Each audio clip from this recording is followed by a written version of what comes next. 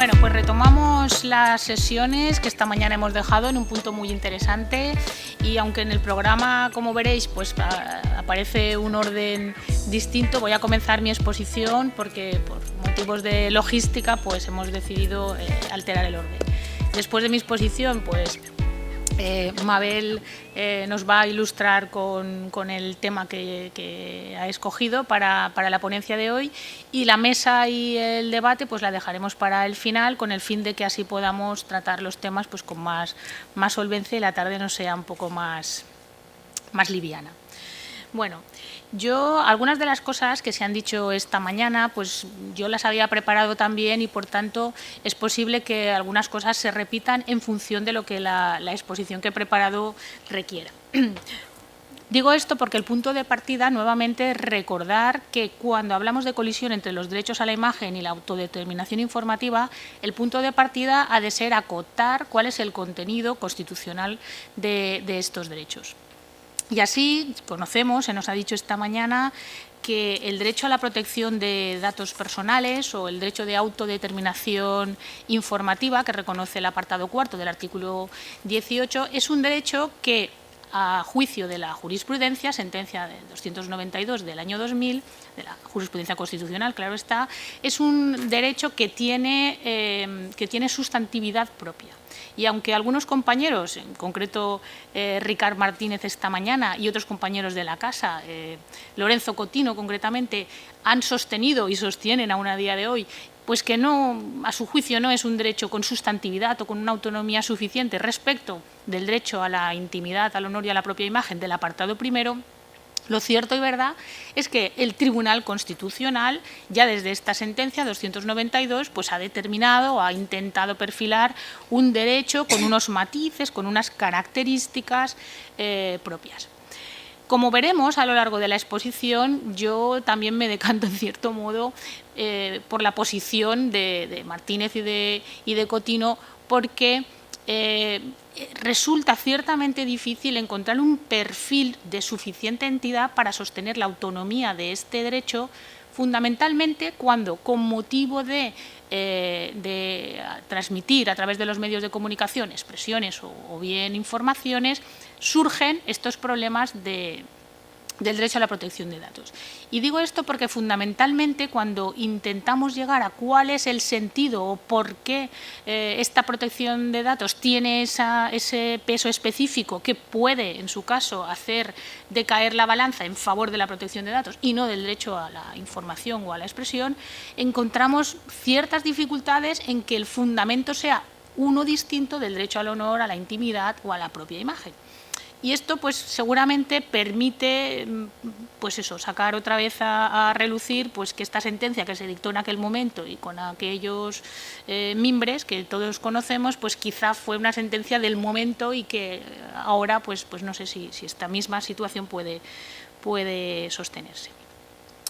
Lo que viene a decir el Tribunal Constitucional es que este derecho tiene sustantividad propia y persigue un poder, o otorga un poder al titular de los datos para decidir cuál es el uso, cuál es la finalidad que puede darse a estos datos. Y intenta hacer un perfil distinto del derecho al honor al decir que el derecho al honor o a la intimidad es un derecho más concreto porque se refiere a datos íntimos de la persona, frente al derecho a la protección de datos que se extiende no solamente a los datos íntimos, sino a todo tipo de datos con el concepto, con la sustantividad que la propia ley otorga a este concepto de qué es un dato, y al referirse a que es todo aquello que permita identificar o que haga identificable a la persona. Y precisamente por ello ha salido también esta mañana este tema a raíz de alguna pregunta, precisamente por ello la protección únicamente se predica respecto de las personas físicas. Ha salido en relación con lo de la anonimización de las sanciones que se preguntaba el profesor Boix, se preguntaba, bueno, es que se anonimizan pero aparece el nombre de la empresa y tal. Claro, precisamente porque la protección de datos únicamente se predica de la persona física, pues precisamente por eso no existe necesidad de anonimizar. Bueno, frente a este derecho de protección de datos encontramos el derecho a la libertad de expresión o a la libertad de información. Se ha dicho esta mañana, y esto es importante para la exposición que hacemos, que respecto del derecho de expresión, es decir, de manifestación de opiniones, de creencias, de juicios, no existe una protección respecto de los datos que se utilicen. Yo realmente, así es, ¿no? Pero realmente me suscita cierto pavor, porque si ya es en cierto modo difícil establecer una distinción, más allá de la exigencia o no de veracidad, entre lo que sea expresión y lo que sea información, si ya en ocasiones es difícil, mucho más lo ha de ser si en la balanza hemos de poner sobre estos dos derechos, además, el derecho a la protección de datos. Sinceramente, pues esto puede, en fin, dificultar la solución que pudiera, en su caso, darse en el momento en que se produzca este conflicto. Y decía pues que fundamentalmente esta distinción, más allá de predicarse o no la protección de datos respecto de las libertades de expresión o de información, se encuentra en que solamente están sujetas a juicio de veracidad la libertad de información y no lo está la libertad de expresión. Bien. Con estos mimbres, la colisión que pueda producirse entre el derecho a la protección de datos y las libertades de expresión y de información en los medios, obviamente está servida, porque con motivo de ejercer estas libertades, en la mayoría de las ocasiones se hace uso, o es necesario hacer uso de datos que pueden ser y son, de hecho, datos personales. ¿Qué nos dice cuál es el marco normativo que intenta dar una solución a estos conflictos que obviamente se producen en la realidad? Pues el marco normativo parte de lo que dispone la Directiva 95/46, que es la Directiva Europea de Protección de Datos, y cuyo artículo 9, como se ha dicho esta mañana, establece la posibilidad de que los Estados recojan excepciones o restricciones al régimen de protección de datos en lo referente al tratamiento de estos datos con fines exclusivamente periodísticos o de expresión artística o literaria, que no es ahora el caso. Bueno, lo que, por tanto, viene a autorizar la directiva, y en su propia condición de directiva, que como sabemos obliga a los Estados a llegar a unos resultados y deja en sus manos cuáles son los medios, bueno, pues lo que la directiva permite es que los Estados, con motivo de transponer este marco normativo, puedan establecer excepciones. ¿Qué ha dicho nuestro derecho interno cuando ha traspuesto esta directiva? Pues bueno, no ha tomado el testigo, con algún matiz, luego lo veremos, pero no ha establecido, no ha contemplado unas excepciones, unas limitaciones exhaustivas cuando se trata de este tipo de colisiones con las libertades o con los fines exclusivamente periodísticos, sino que contempla en igualdad de posiciones en qué forma o de qué manera el dato personal o los datos pueden utilizarse en aquellos casos en los que no exista consentimiento del interesado. Porque, y hago aquí un inciso sobre el que luego me detendré, pero no hace falta insistir mucho en que toda la regulación sustantiva del derecho a la protección de datos se articula en la existencia o no del consentimiento. Allí donde haya consentimiento, pues es que nada tiene que decir el derecho a la protección de datos. Y esto es importante también, por algo que se ha dicho esta mañana, en relación con aquello de la entrevista, no sé si off the record o no off the record. Obviamente, cuando el periodista o la información se lleva a cabo con las fuentes o con la utilización de los datos que el propio interesado ha manifestado a sabiendas, pues porque se le ha hecho la entrevista, se le han tomado las notas, se ha consentido, pues difícilmente puede haber ahí un problema con el tratamiento de los datos en la información. Bueno, pues ¿qué dice la Ley Orgánica de Protección de Datos? Pues dice en su artículo 6 que en aquellos casos en los que no exista consentimiento, para poder tratar estos datos son necesarios dos requisitos acumulativos. El primero, que el tratamiento sea necesario para la satisfacción de un interés legítimo, sea del que hace el responsable del tratamiento o de un tercero, y que además no prevalezcan derechos o libertades fundamentales del interesado. Estos son dos requisitos que, ya digo, la propia ley establece como acumulativos, pero que en realidad, a mi juicio, son el mismo requisito. Obviamente, cuando existe un interés, este interés por sí mismo no ha de prevalecer respecto de otros derechos o libertades, porque si no, difícilmente tendría sentido que la ley únicamente reconociera la existencia del interés. Bueno, existe un interés, pero bueno, tendrá que haber una colisión, pero si no, no tiene sentido. Lo que el artículo 6 establecía también, como una excepción al consentimiento, era que los datos que se hubieran tratado con motivo de la información no se hubieran obtenido de fuentes accesibles al público. Es decir, cuando el dato se hubiera sacado, se hubiera extraído o se hubiera tratado como consecuencia de los datos obtenidos en fuentes accesibles al público, entonces no era necesario el consentimiento y, por tanto, no actuaba esta excepción. Bueno, este requisito o esta condición ha sido anulada como consecuencia de una sentencia del TJUE, del Tribunal de Justicia de la Unión Europea, que resuelve unas cuestiones prejudiciales con motivo de la impugnación de los ficheros de solvencia patrimonial, que anula, realmente la pregunta se formulaba respecto de un precepto del reglamento que desarrolla la Ley Orgánica de Protección de Datos, pero el contenido del precepto es el mismo, y lo que viene ahora a decir el TJUE es que no existe una transposición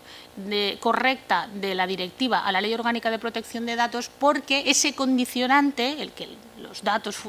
fueran sacados de fuentes accesibles al público, no venía en la directiva. Y lo que resultado de esta jurisprudencia ha devenido es que este condicionante, que en un primer momento era un requisito normativo, la ley lo recogía, ha quedado, como ahora luego veremos, como un criterio más de ponderación en los casos en los que se produce esta colisión entre los derechos. Es decir, ha pasado de ser un criterio normativo a un criterio jurisprudencial de aplicación en los casos en los que el conflicto surge. Bueno, con todo ello llegamos al punto en el que hemos dicho, no existe unos criterios normativos que puedan detalladamente especificarnos cuándo, en el caso en que se produzca la colisión, se ha de resolver en favor de la protección de datos o en favor del derecho a la información. Si bien he de decir que esta ausencia de unas reglas también ha sido cuestionada, en concreto por el profesor Cotino, que en un artículo que escribió pues ya hace bastantes años apuntaba la necesidad de que la ley contuviera criterios normativos, porque eso facilitaría mucho la resolución de los problemas que pudieran surgir. Pero lo cierto y verdad es que a día de hoy nos encontramos con que no existen criterios normativos suficientes y que hemos de acudir a la jurisprudencia, a la resolución casuística, al sistema anglosajón que se ha dicho aquí, para poder encontrar una línea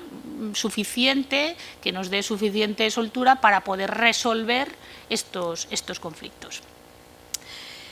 La cuestión es que, y retomo lo que decía al principio, es que esta línea jurisprudencial carece de sustantividad propia y lo que ha venido a establecer es una extensión de esos principios jurisprudenciales que se han acotado, que se habían acotado ya para las colisiones que se producían respecto del derecho al honor, y los ha extendido a las colisiones que se producen por referencia al derecho a la protección de datos. Es decir, decíamos al principio, y algunos, Cotino y Martínez lo sostenían, la ausencia de una sustantividad propia de este derecho a la protección de datos, y ahora, en cierta manera, cuando nos vemos en la necesidad de resolver o de aplicar estos criterios jurisprudenciales, vuelve otra vez a ver que tomamos nuevamente ese anclaje de esos principios de protección de derecho al honor, a la intimidad y a la propia imagen para resolver estos conflictos. Ahora bien, como ahora veremos, aunque tomamos estos mismos criterios para la resolución de los conflictos, lo cierto y verdad es que tenemos un derecho sustantivo, una regulación específica, un régimen propio para la regulación de la protección de datos. Tenemos una ley orgánica de protección de datos que establece un régimen concreto y, por tanto, la aplicación o la interpretación que se dé a estos criterios jurisprudenciales ha de realizarse desde la óptica de ese régimen jurídico, que en esencia, hemos dicho, el pilar fundamental es el consentimiento, pero también contiene otros muchos conceptos propios que son de aplicación, como es el concepto de fichero, el concepto de tratamiento, el concepto de fuente accesible, un régimen específico de responsabilidad, unas exigencias de seguridad, es decir, todo un régimen sustantivo distinto del propio del derecho al honor, a la intimidad o a la propia imagen. ¿Y cuáles son estos criterios? Pues estos criterios son,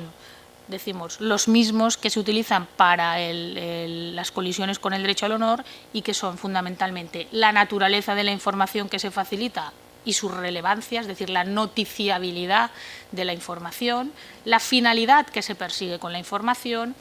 el medio utilizado para su divulgación y el número de destinatarios. Únicamente tenemos un nuevo criterio y es el que, como he dicho, viene como consecuencia de la anulación de este criterio normativo, el de las fuentes accesibles al público. Dado que ya no es un criterio normativo, se mantiene como criterio jurisprudencial para ponderar, en el caso de colisión entre la protección de datos y el derecho a la información, esos conflictos. Y de acuerdo pues, con esta naturaleza de la información, con este primer criterio, de acuerdo con la naturaleza de la información que se facilite y con la noticiabilidad, lo que surge inmediatamente en este conflicto es lo que se ha puesto de manifiesto esta mañana y es en qué medida existe o no la noticia y también en qué medida es el propio periodista el que plantea la noticia o el que mantiene la noticia o el que, en el caso que se veía de las hemerotecas, el que recupera la noticia, ¿no? Por tanto, es un criterio también relativamente variable y con cierta inseguridad en la resolución. No obstante, hay algunos, a la luz del estudio de la casuística, que como el propio sistema, como la propia metodología casuística requiere, pues no es más que el análisis pormenorizado de cada caso y, por tanto, elevarlo a categoría, pues no siempre es correcto. El análisis de la casuística ha venido a decir, bueno, si usted es funcionario o es autoridad, pues entonces, obviamente, tiene usted que soportar, es usted objeto de noticia y, por tanto, tiene usted que soportar que sus datos estén al servicio de la información que se preste. Y así, pues, hay infinidad de resoluciones que pues me permito citar, en fin, algunas por aderezar un poco el concepto. Por ejemplo, dice que cuando se trata de un expediente sancionador a un funcionario municipal, pues el derecho a la información prevalece y, por tanto, que se exponga no solamente que se ha sancionado a un funcionario y cuáles son los hechos y la sanción, sino el nombre, apellidos, cargo, lugar de destino del funcionario. Hay otro caso también, y este pues quizá nos pilla más de cerca por la profesión a la que nos dedicamos, que es unos vídeos que se colgaron en una página web con la imagen y el nombre de unos catedráticos de universidad que actuaban como peritos en un juicio. Con motivo de esta situación, pues los catedráticos y también su universidad pues presentaron demanda, la vía primero administrativa y contencioso después, respecto a la utilización que se hacía de su imagen, porque en el vídeo aparecían como deponían en el pleito y hacían el informe y bueno, pues lo que vino a decir es que, bueno, es que precisamente por su condición de funcionario, de catedrático, de especialista, pues tiene usted que soportar que su imagen, que su trabajo quede expuesto porque estamos en un ámbito de libertad de información. Y lo mismo ocurre respecto de un bando municipal y una información que se realiza en un ayuntamiento respecto de una funcionaria, en concreto de la exsecretaria de alcaldes anteriores, en los que también aparece su nombre, sus apellidos, el sueldo, el horario, en fin, elementos suficientes, más que suficientes, como para identificarla y respecto de los cuales se dice que también la formación de la opinión pública y el conocimiento de los aspectos públicos que el ejercicio de ser exsecretaria de uno o de varios alcaldes suponía, pues retrotraían esa protección de datos personales frente a la libertad de expresión. Como ya digo, en definitiva, lo que la noticiabilidad o lo que el criterio de la noticiabilidad pone de manifiesto, pues es algo bastante cambiante en función de los usos, de las circunstancias, del foro, en fin, de otros muchos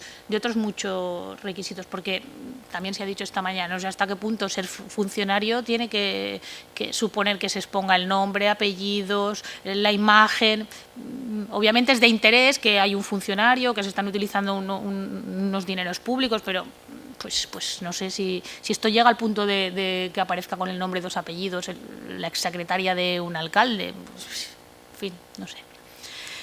Otro de los criterios, decía, es la finalidad que se persigue con la información que se comunica. Y obviamente aquí respecto de la finalidad perseguida hay algunas de las cosas que estos días han estado son noticia y han estado de actualidad. Una de las finalidades que están aceptadas jurisprudencialmente es que con motivo de la investigación judicial o policial puedan ponerse de manifiesto datos personales. Y decía yo que esta es una situación de actualidad porque justo, no sé si fue ayer o antes de ayer, sabéis que se ha detenido a una persona imputada por violación de varias menores, en concreto del violador de Ciudad Lineal, en Madrid.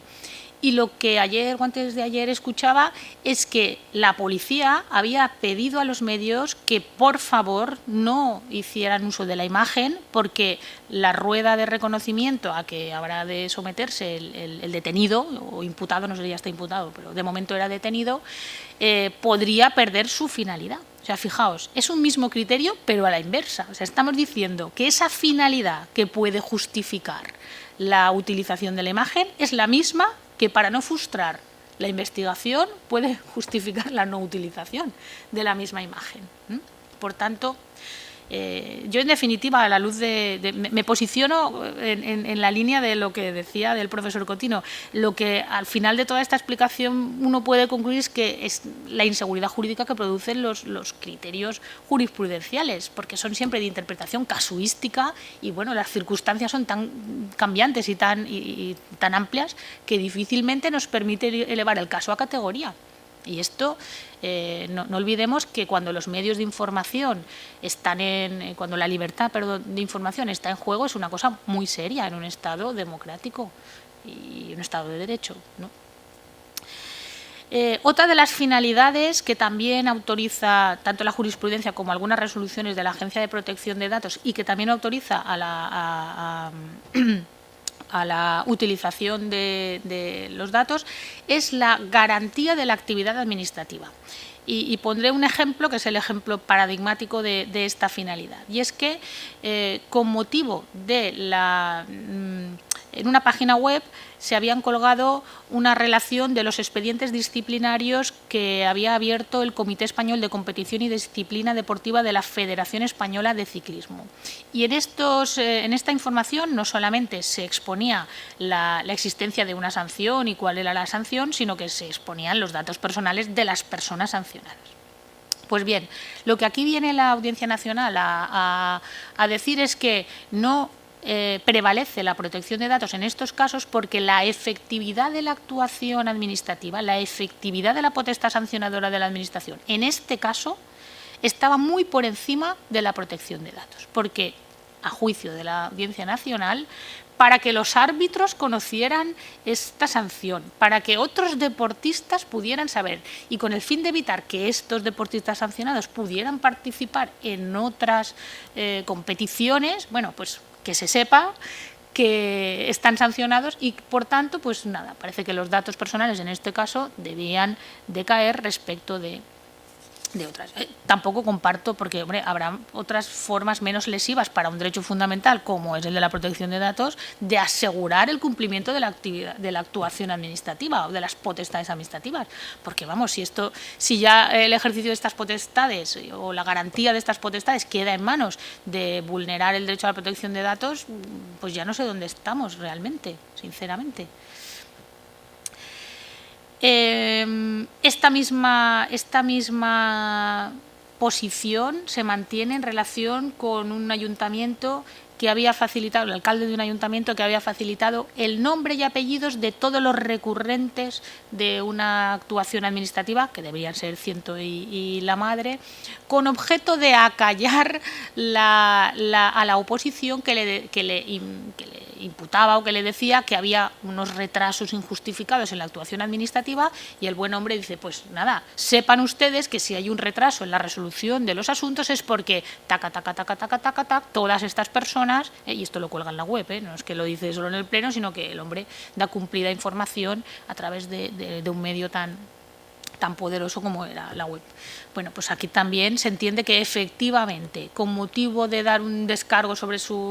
la actuación administrativa, es lícito, en este caso, pues que los datos personales de los recurrentes estén a disposición de todos. En otras ocasiones se dirá que prevalece un interés superior, como es, en el caso de los caballos de pura raza, el permitir, no se llama apareamiento, pero bueno, la reproducción, o no sé cómo se llama esto exactamente, pero bueno, la perduración de los caballos de pura raza. Y en este caso lo que se publicaba era el listado con nombre y apellidos y demás datos personales de los propietarios de estos caballos, propietarios que obviamente vieron vulnerado su derecho a la protección de datos, y a los que se les dijo no, porque está por encima, cuidado, la perpetuación de la pura raza de caballos españoles, y esto justifica. La verdad es que, claro, la casuística es lo que tiene, entramos al detalle y entonces, claro, suscita, ¿no? Es esta un poco la crítica de, vamos, si entramos al detalle difícilmente podemos hacer una teoría solvente o con más peso o más su justificación, ¿no? Bueno. Otro de los criterios es el medio utilizado para divulgar la información y el número de destinatarios. Yo este criterio lo veo, son dos criterios separados, pero yo creo que están relacionados, porque en función del medio que utilicemos, el número de destinatarios pues será uno o será otro. Obviamente, en la medida en que el medio ofrezca mayor proyección, Internet, por ejemplo, tiene mayor proyección que el tablón del ayuntamiento o que el tablón de la universidad, pues obviamente el número de personas, de destinatarios posibles, pues va a ser mayor. Por tanto, la razón de ser de este criterio es exactamente la misma. Y por último, decía al principio, este criterio que en inicio fue un criterio normativo y que en su evolución ha pasado a ser un criterio jurisprudencial, la existencia de datos que se obtienen a través de las fuentes accesibles al público. Bien. Con esta situación, que decíamos normativamente parte de la Directiva 9546 de protección de datos y la transposición que hace la Ley Orgánica de Protección de Datos, decíamos, lo que se dice es que el Estado podrá establecer excepciones y es lo que finalmente la ley no ha contemplado y nos ha llevado a esta situación de interpretación jurisprudencial.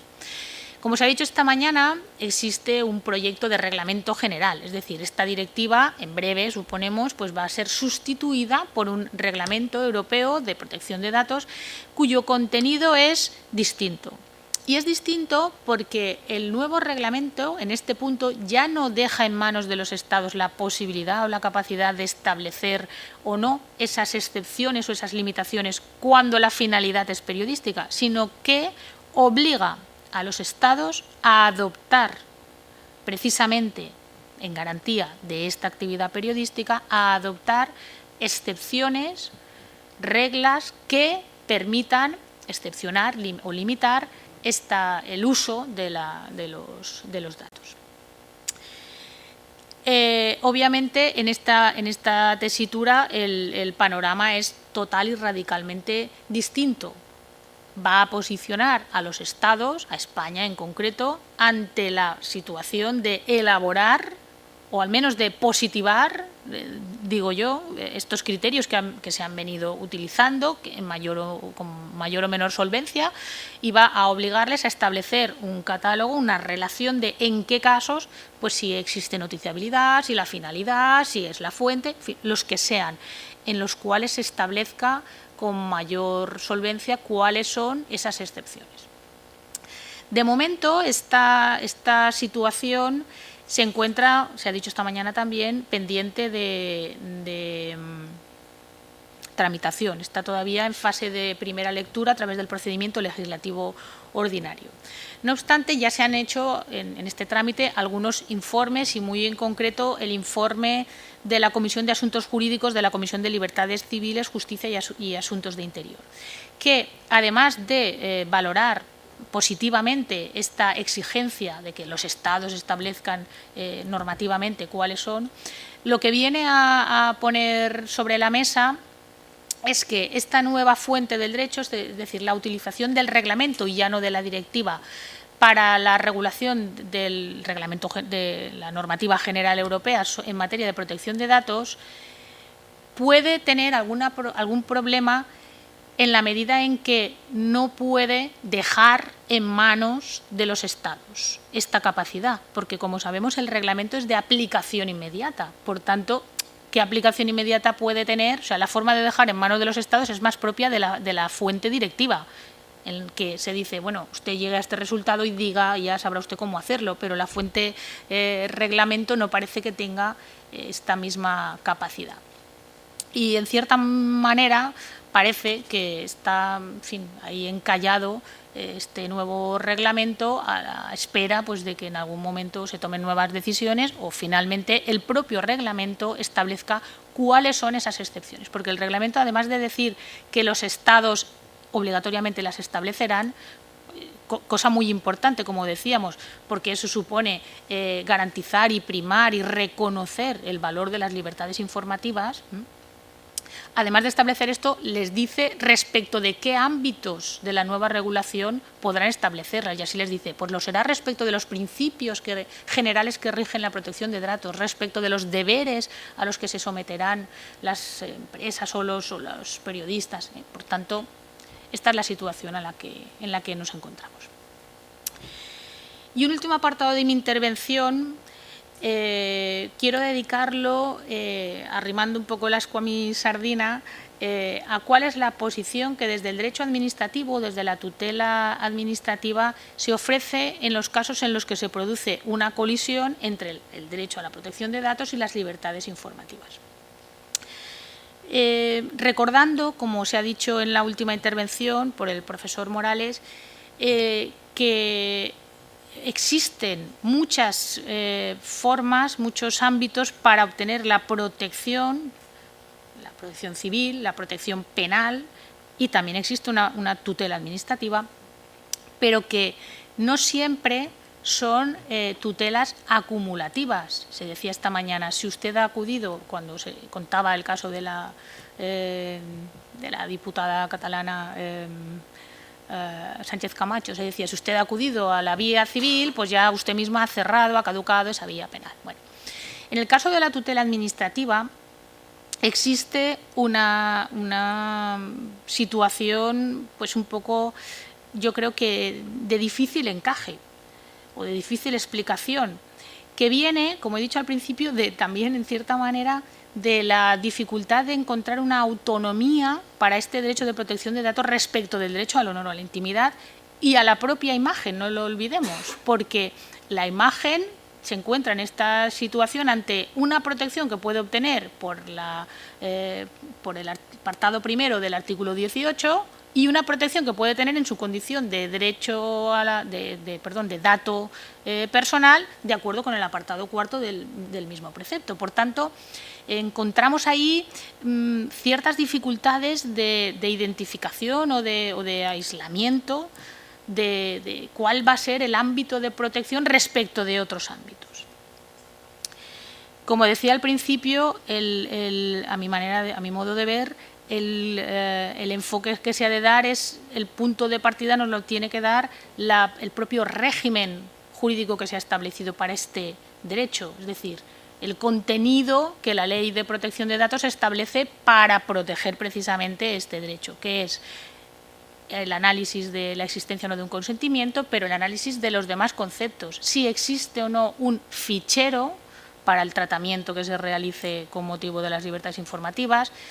si se trata o no, este es el primer punto, claro, de un dato personal en el sentido de la ley, si se han respetado los principios de calidad del dato, de finalidad con la que fue recabado el dato,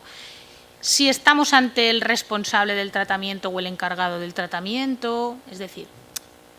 para poder establecer una delimitación suficiente entre esta protección que puede ofrecernos fundamentalmente la vía civil de la Ley 1/82, porque la vía penal es siempre prejudicial en un sentido y específica en el otro, son los tipos que son y ya está.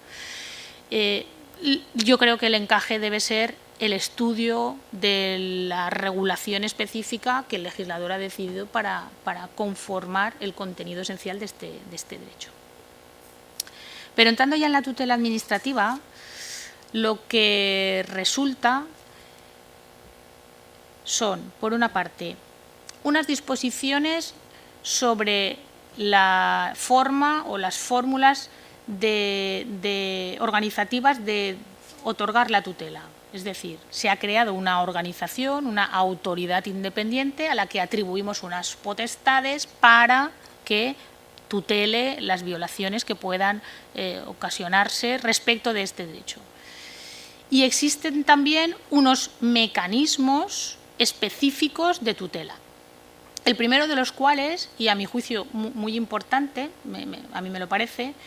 es la posibilidad de impugnación de las valoraciones. Y digo muy importante porque en la medida en que el medio de comunicación utiliza en muchas ocasiones los datos en función de las valoraciones, de los perfiles, de las connotaciones que tiene de los datos personales de las personas, en esta medida creo que la posibilidad de conocer primero y de impugnar después las valoraciones que se realizan es fundamental para la protección del dato. Y pongo un ejemplo muy concreto. Que aunque no ha sido objeto de tutela administrativa, sino penal, me parece muy ejemplificante. Y es que cuando existe una noticia relativa a personas discapacitadas o a personas con retraso psíquico fundamentalmente, en algunas ocasiones se acompañan fotografías de personas que tienen este déficit psíquico. Lo mismo que cuando se hace una información respecto de personas que sufren anorexia o bulimia o, en fin, otro tipo de enfermedad, se acompaña también una imagen, en cuanto no datos, pero bueno, una imagen que parece que es el dato más impactante respecto de estas personas. Y a lo que nos lleva esta situación es a poder analizar, bueno, ¿y usted por qué me utiliza como imagen? ¿De dónde ha sacado esta imagen para identificarme como persona bulímica, anoréxica, deficiente? Y lo digo porque esto sí fue objeto de tutela penal a través de una querella que presentaba APAMI cuando, con motivo de una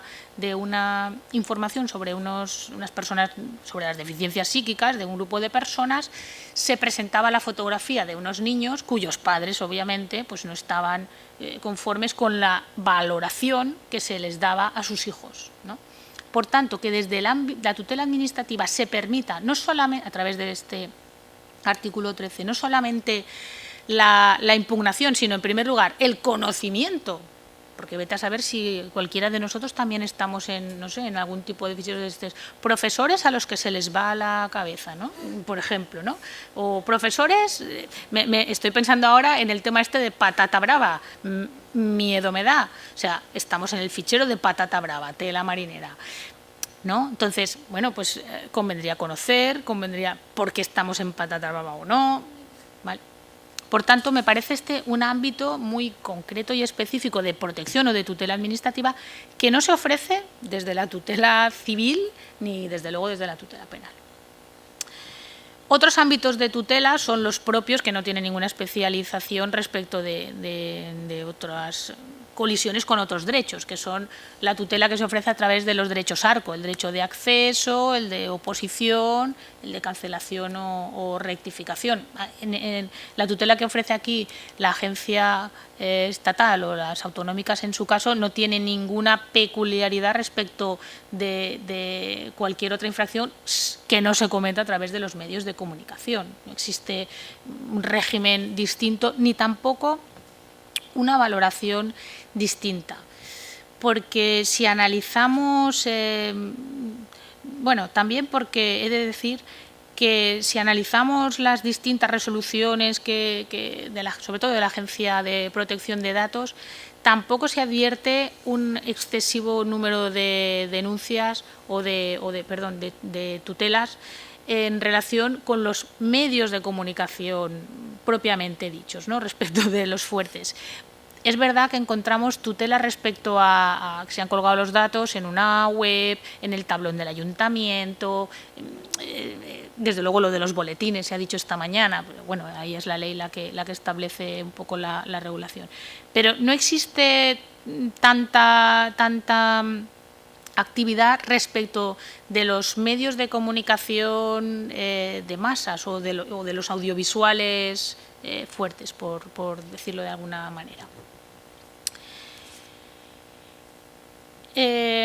Por otra parte, también es peculiar y también es interesante, y aquí sí me parece pues bueno, una posibilidad específica del ámbito administrativo que no ofrece la tutela civil y tampoco ofrece la tutela penal, la existencia de potestades sancionadoras por parte de las agencias. Bueno, pues el poder sancionador de la Administración,